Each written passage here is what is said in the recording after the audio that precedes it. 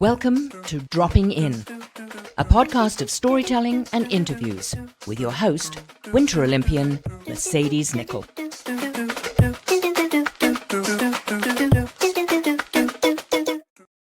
Thank you so much for dropping in today. This is series 15, and today is March 26th. No, it's not. It's March 30th, 2026. Now, if you're new to dropping in, thank you so much for dropping in. And if you're coming back for this is 137th episode, thank you so much for dropping in. Now, goals give us direction, but they also test us. They show us up on the good days. They show us really what matters on the hard days. Goals aren't just about winning medals or hitting milestones. They're really about learning how to keep moving forward when motivation dips, plans change, or life throws you a curveball. Now, on this series, we've had amazing athletes, amazing insight from change makers in the world to what it is to stay focused, stay patient, and keep going one goal at a time. Get ready to laugh, listen, and learn from real experiences as we drop in with this next guest. And this next guest, I have actually had the absolute pleasure of working alongside with this powerhouse. As a young artistic swimmer, she earned her place on the Canadian national team, then went on to represent Team GB at the London 2012 Olympic Games, showcasing grit, precision, and love for performance under pressure. After retiring from elite sport, she did not leave the world of athletic excellence. She just stepped into a new role. She moved into the sports sector, supporting events like the Ontario Games, provincial sport bodies, non-for-profits, and charitable foundations, helping shape experiences for athletes behind the scenes. Today, she is a manager of digital marketing and communications at AthletesCAN, leading strategic digital initiatives, social media engagement, and communications that elevate awareness for Canada's national team athletes and amplifying their voices across platforms. She knows what it takes to build an athlete voice because she once lived it herself. Her journey blends elite sport experience, creative leadership, and a deep passion for storytelling, making her uniquely positioned to champion athlete voices in today's digital world. This friend, mother, wife, Olympian, communicator, storyteller, athlete advocate is about to drop in. It is my pleasure to welcome Jennifer Hopmans. Jennifer, how are you? Oh, I'm doing great. Thank you. Thanks so much for having me. Thanks for dropping in today. Are you ready for the rapid fire? That's never rapid. It's so everyone gets to know you a little bit better. I think so. Let's bring it on. Okay. This is not part of the rapid fire. I just am curious. Where in the world are you today? I am just outside of Toronto in Waterdown, Ontario. Nice. Okay. Ready for the rapid fire for real. Number 1, artistic swimming or dancing in your kitchen. Where are your best moves?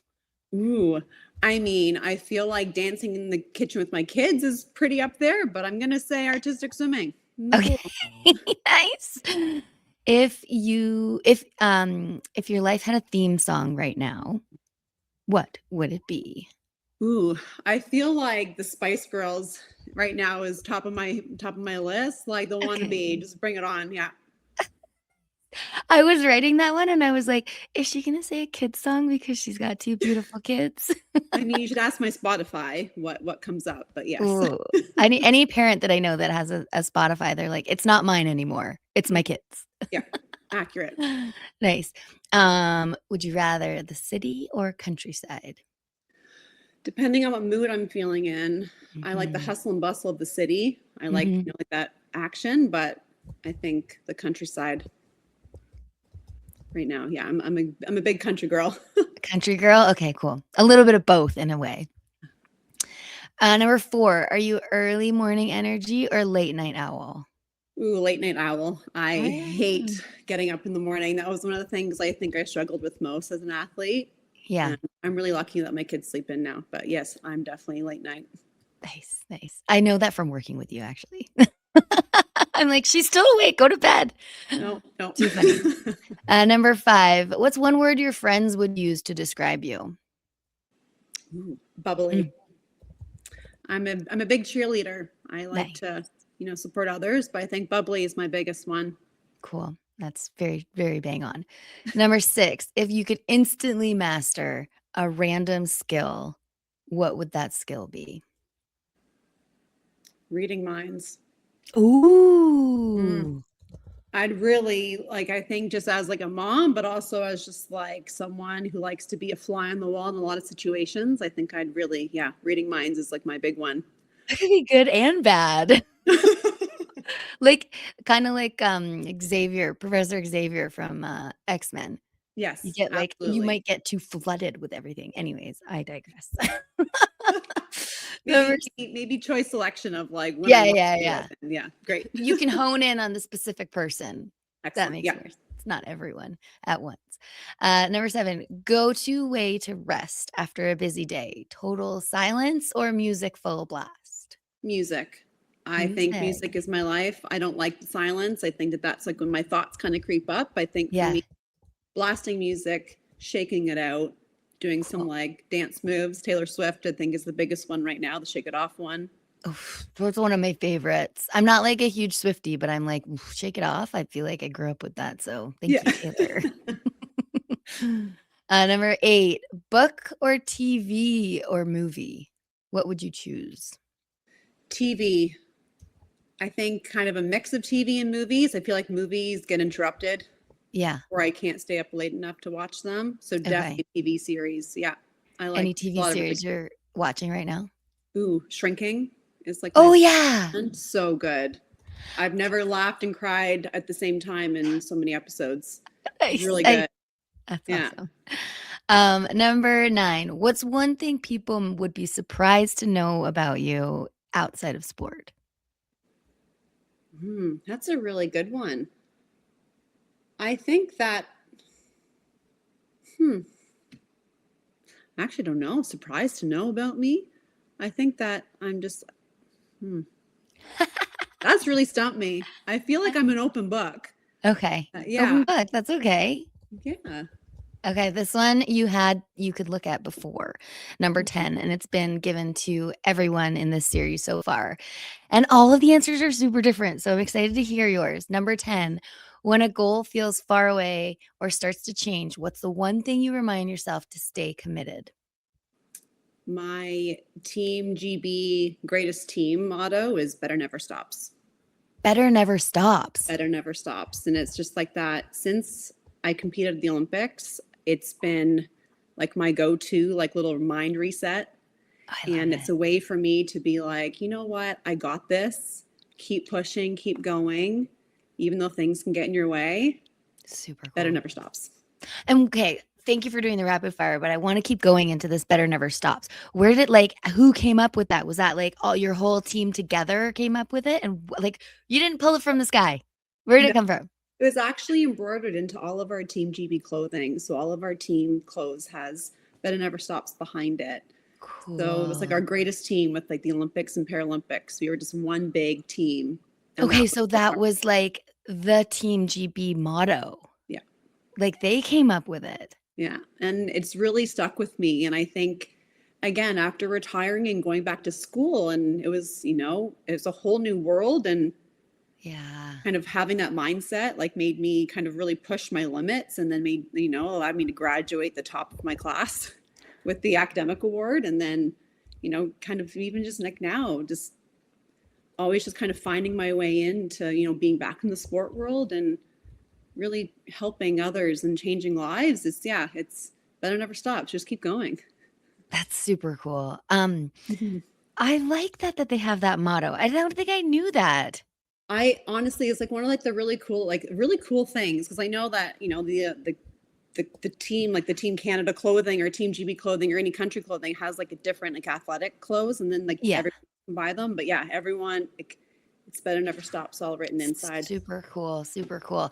All right, well, better never stops. It's not easy to go to the Olympics, and you took a different route, which I almost did, and I'm very open about almost changing to Team GB because it's really challenging dynamics in some sports. I didn't really get along with my coaches, and just thought that maybe going with Team GB might be a better avenue for me, but then it was the 2010 Olympics, and I was like, oh, I'd gone to an Olympics, and I was like, I think I want to walk in last at the opening ceremonies. I think I want to stick with Team Canada, and I can persevere through this. But that's not always the case for everyone. So do you want to share your story about that? Like, obviously, you had a goal, and you had to just kind of take a left-hand turn. It wasn't a straight path for you. Do you want to share your story? Absolutely. And I think, not a lot of people know the story. It's always just kind of like oh yeah, I had the opportunity, I went for it. And I don't think, again, like a lot of people realize, the back end of, what actually what actually happened. Right. I was at the top of my career, one of the best athletes in Canada. And yeah, going to like national teams. So we had like the junior team and the B team. And then going to the national team, competing and, training in Montreal, being on that A team, it was kind of like a dark hole. So you just to clarify for everyone that doesn't know how a national team works, did you have to move yourself to Montreal? I did, yes. From Toronto. Yeah. Okay. So wherever the team centralizes, that's like where you move, and you train 10 hours a day. 6 to 7, maybe even 7 days a week. It's long hours, grueling hours.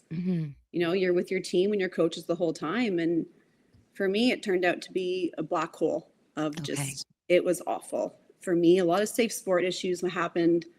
I was told, in order for me to make my dream that I've had since I was 9 years old, I had to do things that I didn't agree with, but I had to because I wanted to make my dream come true. Dropping down to 80 pounds because I'm a flyer. It was, wow. It's not what I wanted.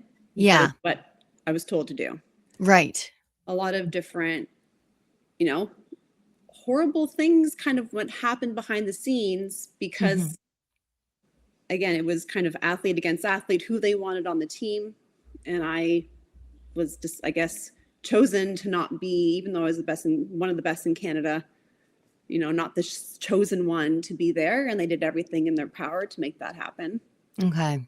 And it was almost 2 years of just nonstop, it was awful. And huge safe sport issues. They're not taking care of you. You're not taking care of yourself because you're trying to fit into this mold that they think that they want you to be. And that's what I'm hearing. Yeah. And every option was like, you did what they wanted. And then it was like, oh, no, you're too small now. Oh, your legs don't match the rest of the team. Oh, no, you have, it was everything. It was always something. Okay. And it sucks because, when you have a goal, you're only control the things that you're able to control. Yeah. And I had a lot of barriers in my way. And it wasn't because of how good I was. It was other things that just the coaches said what the coaches wanted, and then if you didn't fit within that, goodbye. Yeah, and I think that's a huge thing in sport. It's changing, I would say, and I think that's why we do what we do now to try and support the athlete voice. And it was very toxic back in the day. It was like a total boys club, and in snowboarding for me, it was really challenging. And so I'm hearing those challenges from you, but from like a safe sport perspective, very different from what I was going through. And it sounds not fun. So how did you come about the like changing and going to GB? Like tell us about your background too. So my dad was a dancer. He actually grew up in the National Ballet, and he was in England and performed, even for the Queen. He was amazing. And then he came over when he was 16 to join the National Ballet. So I've always been a British subject. Okay. My family is still in England and Stafford. And, it's still, I've always, I guess, been a British subject. So it was, in order to compete for a different country, you have to be a resident for a certain amount of years. So it was toward the end of a summer. I'm so thankful that I had such incredible mentors and coaches in my life. Like Sheila, Julia, Carrie, Elena. They all like sat me down and was just like, this is not you. Like they didn't even know who I was anymore. Like this is not the Jen that we know. Okay. And wait, so if it wasn't your coaches that were pushing you to lose all this weight and do these crazy things, who was it? coaches. These were your. These are my personal coaches that kind of helped me Oh, grow up and got okay. me into the sport, Okay. who really cared about me, Yeah. not the Team Canada coaches. Got it. And then, like one of the biggest things that stuck with me is that you're not going to just remember the games itself. You're going to remember the journey it took to get you there. 100%. And at that time, like the journey it took to get me there was a dark hole. It was awful, like crying every day, not being myself, not having even the energy to do anything because I wasn't allowed to eat anything. So it was really horrible. And I got the opportunity. So Biz Price, she used to be Team Canada coach, Sydney Games. She called me up and said, I have an opportunity, come join the British team.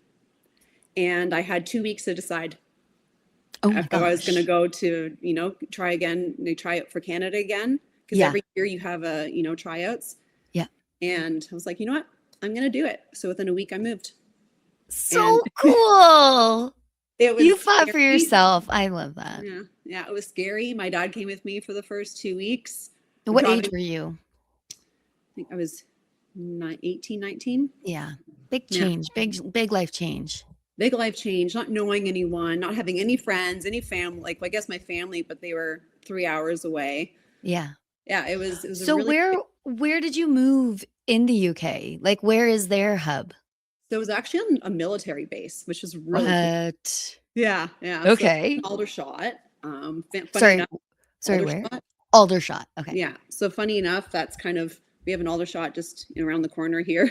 Okay. Down. But it was on an army base and on the barracks. And so the British Army was training in one end and we were training in the deep end. And it worked really well. But again, during that first year that I was there, I wasn't paid. I wasn't a carded athlete because I wasn't technically part of the team yet. Do they card athletes in the UK?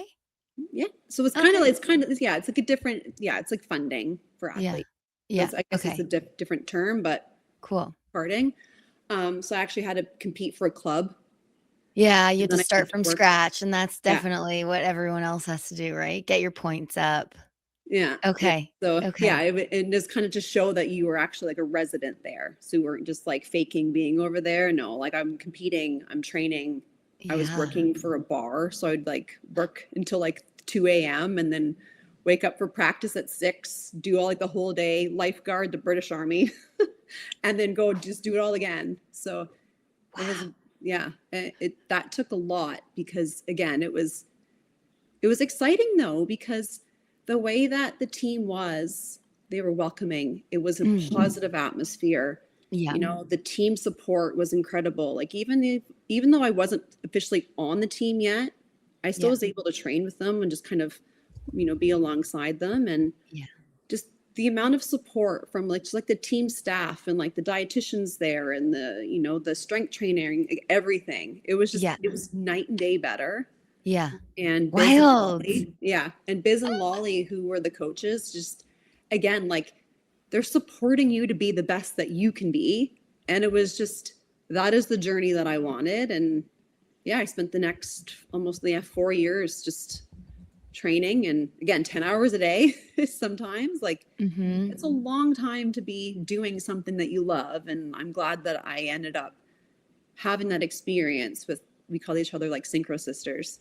Just like such a great group of just not even just like women, but just athletes. It was it was really great.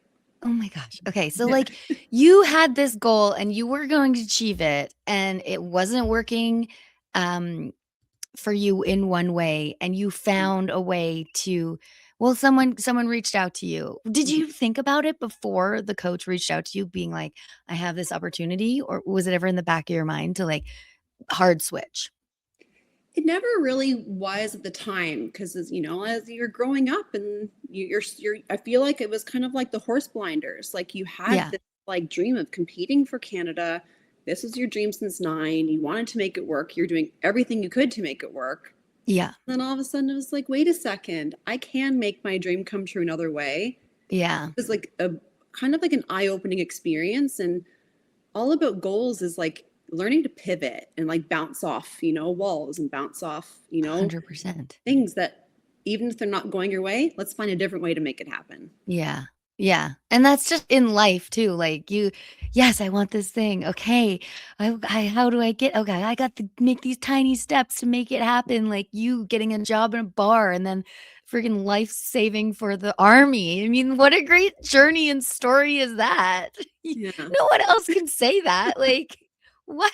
You lived, like, you trained at an army base. I've never heard of that before. So that's like unbelievable. Yeah, and I think that was kind of cool too, is like adds that experience that, it was like a dedicated pool time, and it was with, like they had like their partnership they had, and it was really great because again, like I feel like they're like the army is like being the best that they can be, like, representing their country, we're representing our Right. country. And I think it was a really full circle moment for me though, is that like Yeah. going back to my roots almost, like with my dad, like who's no longer with us, but like he was there at the Olympics, and I just kind of like that pride. Awesome. And it was really nice to compete for a country that, meant it still, well, obviously I'm British through and through, but Yeah. like it means so much that it was nice. That's super cool. That's super cool. Oh, these goals that we get ingrained in us. It's interesting how they transfer over what I call not athlete world, real world. Because you transitioned what I feel so well and so eloquently into what you're doing now, which is sharing the athlete voice and pushing that on social media. And the thing with social media these days, it's ever evolving. And I want to know how you stay in the loop with everything that's happening to create and push and promote the athlete voice in the way that you do right now. It's a great question. I mean, I feel like everything's on social these days, whether it be fake or true. And it's kind of, Mhm. I put myself in like that athlete perspective, and from like my experiences and like what AthletesCAN stands for Yeah. is really just kind of making sure we find those, what is happening, not trending, because sometimes trending things goes, it's too, it kind of gets like overshared and over, like too big. It's Yeah. finding those moments and those athletes who are advocating for something, who are really wanting to try to push, something that is meaningful, wanting to get their voice heard, wanting to, make a change and something that's bettering the sports system, not just for them, but for all. And I definitely scroll a lot and try Yeah. to find athletes and, really push content that's going to help them, Right. again, from like that athlete mindset of how can I help someone today? Yeah, I love that. I love that. You also have dabbled in producing events. So you've got many hats, as do I, and I love it. That's just how kind of I Mhm. feel like athletes transition and work. Because do you enjoy like a 9 to 5? Or are you like, I like to do a little bit of everything? I think it depends on like my mindset. So sometimes like I'm more creative at night, or Yeah. that's kind of like where my like creative brain goes. So if it is a 9 to 5 that I am doing, like currently, like right now, Hmm. you know, if I need to take a break, I'm gonna take a break. I'm gonna go take a walk. I'm gonna take a, Yeah. do a cycle, do something, Yeah. kind of clear my brain, and then maybe later on that night I might work more on. So it's like that again, the creative mindset, like that Yeah. space, because it's like that's when it flows, when you have like that blockage. It's like I'm not gonna get it done today. I'm not gonna be Hmm. happy with the result. I want to make sure it's up to my standards. So Yeah. yeah, I And definitely. It's nice that like we are allowed to be a little bit flexible with that, but yeah, yeah. Can't do that in the government. It's super interesting because it is a creative role that you're in, and just ticking off all those boxes that you need to get done in the day is challenging. But I do really think that having that fluidity and that ability to take yourself away from something, even like this even applies to kids in university. If you're writing an exam, an essay, not exam, an essay, you can't walk away from an exam.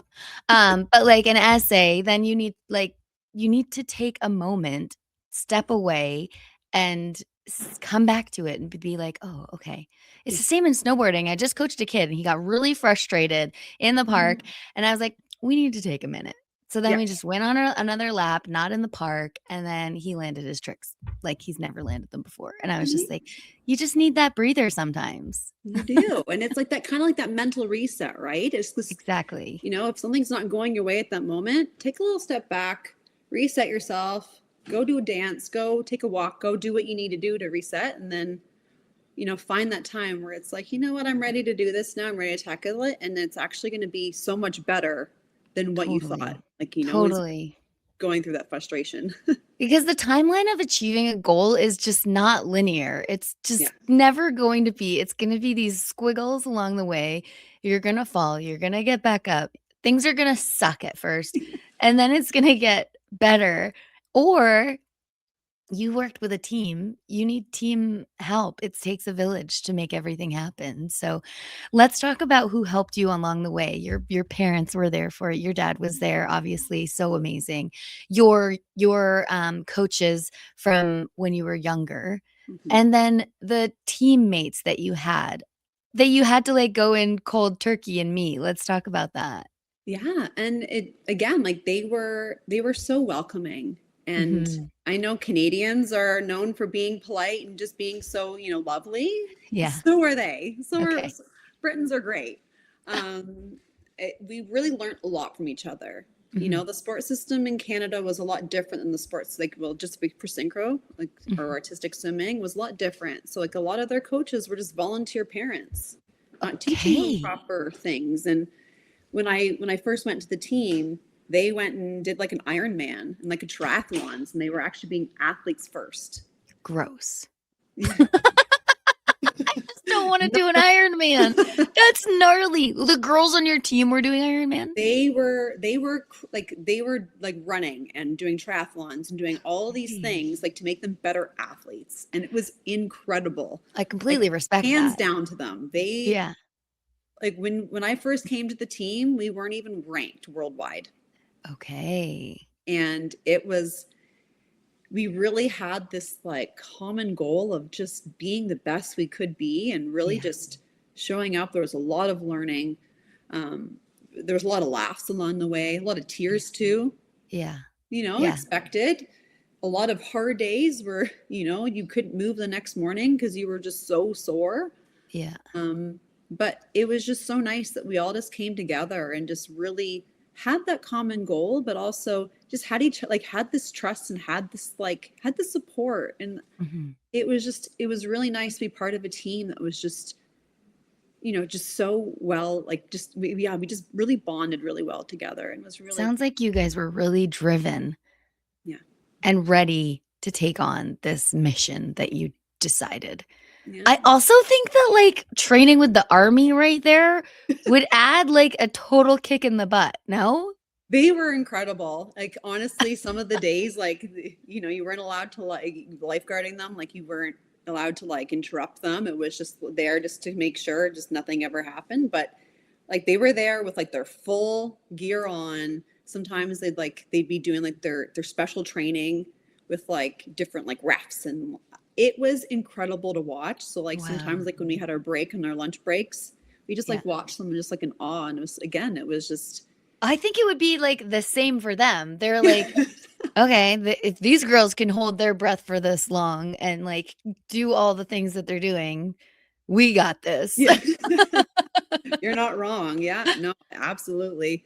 And even still, like with like the team and like being like the host country too, like we had a lot of other team supports that came in too, like Robin Cousins from figure skating, and he was our mentor and taught us how to do a lift too. And it was really cool, just the amount of support that we had. And not even, and like our, you know, our psychologist and our life coach, like everybody, our team manager, everybody like on like part of our team was just incredible.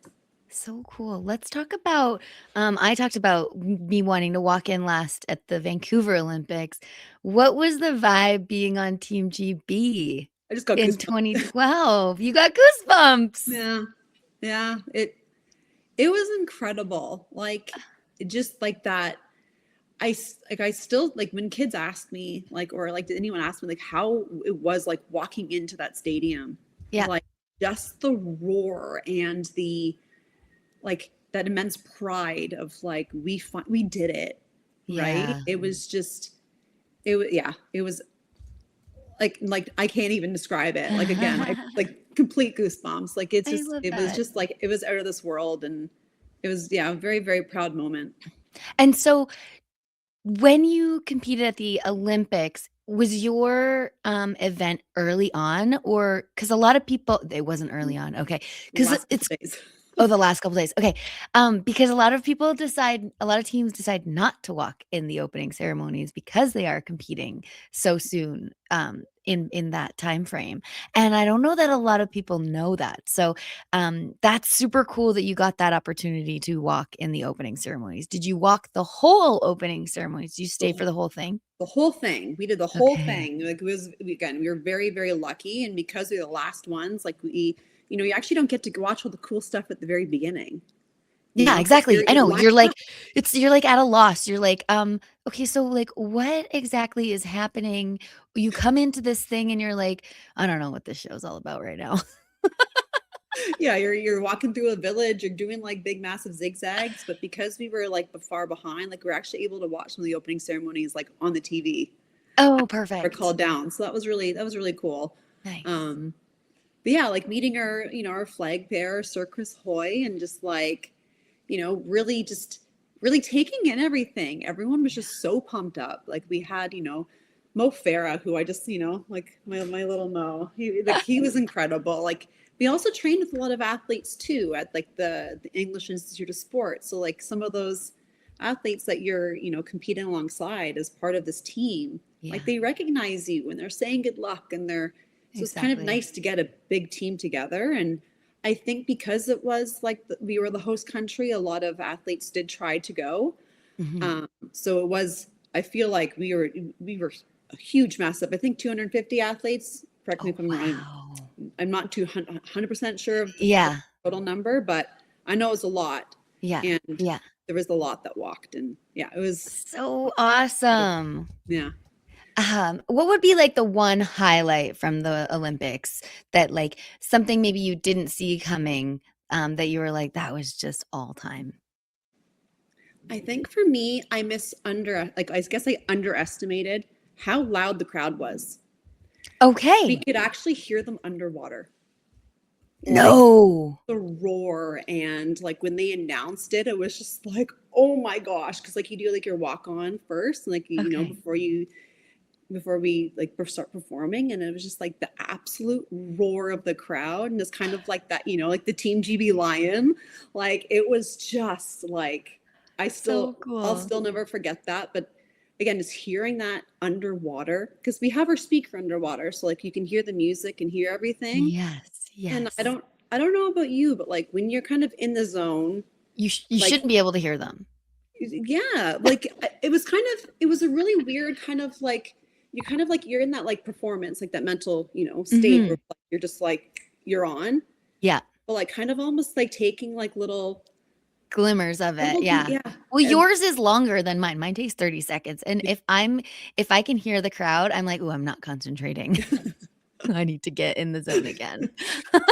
yeah, yeah, no, so yeah, ours, we had a short and a like a, I guess, a short and a long, Yeah. so tech and free. So we competed twice, and yeah, it was really cool. Like, it was a really great experience. But yeah, I think that for me was just like, that was like one of the highlights. It's just, So yeah, wicked.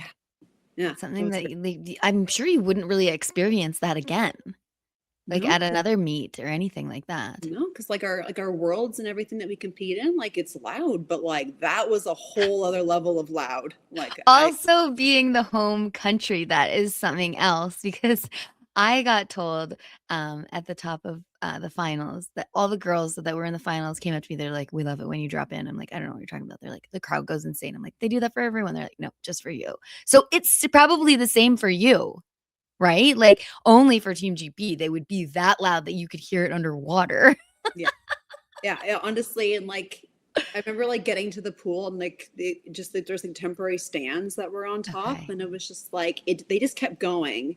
Yeah. And like after you competed, like after you finish swimming and you're taking it all in, just like the amount of like flags and people's Right? they painted their faces in these crazy costumes. Like I it love it. was incredible. So special. Okay, I did a little fact checking on your Mhm. numbers, Thank you. and it was, of competitors, 541. But when you said, like, 200-ish, that was women. Okay, 262 women, there you go. 279 men. And you Look at guys kind ourselves. of crushed it as well. You got 29 gold medals, Mm, 18 silver and 18 bronze, 65 medals at those Olympics. Just shows you what can happen. incredible. And So then and awesome. again, like for us too, like we were so proud. Like so, we finished sixth in the Olympics. Not a bad place. Bravo. It's the same as mine at 2010. Woo! But again, it's just I know like it's a lot of people focus on just like those medals, but like for us, it was we weren't even ranked again. Like when I first went to the team, and to Yeah. all of a sudden be sixth in the world, So like yeah, amazing. we were so proud of our performances and just like what we came from to where we finished. It was Yeah. just yeah, we Something to be reached all of our goals and yeah, it was great. And in our free team is Peter Pan, so it's just kind of oh, like a yeah, it was so perfect. yeah. An Yeah. Ahmad. I It like that. So so cool. And I thank you for sharing just the way that you do have to reshape the path that a goal is going to come about because it does change all the time, and your story is just perfect for that in the sense that a lot of kids these days are kind of a little scared to try new things because they think they're not going to be good at it. And I'm like, yeah, that's kind of just the way life goes. You got to try something. If you don't like it, try something new. But don't be afraid to change the path that you're going to get to a similar goal because anything is possible when you put your mind to it. I mean, better never stops. That motto is just so, so clutch. And I feel like we need that. We all need that. So like, or printed on our foreheads or something like that. I just gonna, that's like a couple takeaways that I have. Also, having just knowing when to leave a toxic environment. I think that we don't all have to stay in these challenging positions we put ourselves in, but it takes a really strong person to be able to put your foot down and walk away and find something new. So really, really proud of you, and I'm just overly proud of you for being able to do that because I know how hard it is for people to be able to do that. Uh, and then finding an environment that actually you can thrive in, that is where I think that you are going to be able to live your dreams. In the toxic environment, I just don't see it being 100% possible. Um, People are just not in your ring and you've got to be the best advocate for yourself, and you did that in taking a job until 2 a.m. and then being a lifeguard and then also training on top of that. So I'm so proud of your story. It's amazing. And now you're advocating for other athletes. And we do get to hear some challenging stories that athletes are going through in Canada right now, but the sports system is changing slowly but surely. We have some really brilliant people in place. So thank you for being one of those people to help make a difference in Canada now. Thank you. And again, it's a story that not many people know, Mhm. and I appreciate you allowing me to share my story and kind of change like the narrative and change this, you know, other people's or other athletes like their paths because it is scary. Yeah. But Yeah. you know what? It's your life and you want to enjoy it. And again, like kind of like you said, like that motivational piece, if you are thriving in your environment, you are going to be you're going to go on and achieve those goals because if you're Mhm. just like dragging your feet through the mud, what's the point? Exactly. And I just think like even people listening to this and hearing my story and your story, um, no one's journey is going to be the same to get the outcome that they want. And like you said, that's your path and that's your decisions, and they're not always easy decisions to make. So just find your own journey because as you said earlier, you're not going to remember like the Olympics. You're going to remember the journey that it took to get there, which is literally your life, and you get to decide what you're going to do one goal at a time. Is there anything else you wanted to add in there? No, I think it's just be you. Yeah. Don't be afraid to share your voice, raise your voice, advocate for yourself, and reach out to your village. If I didn't have my village, I don't know if I would have been able to make my dream come true.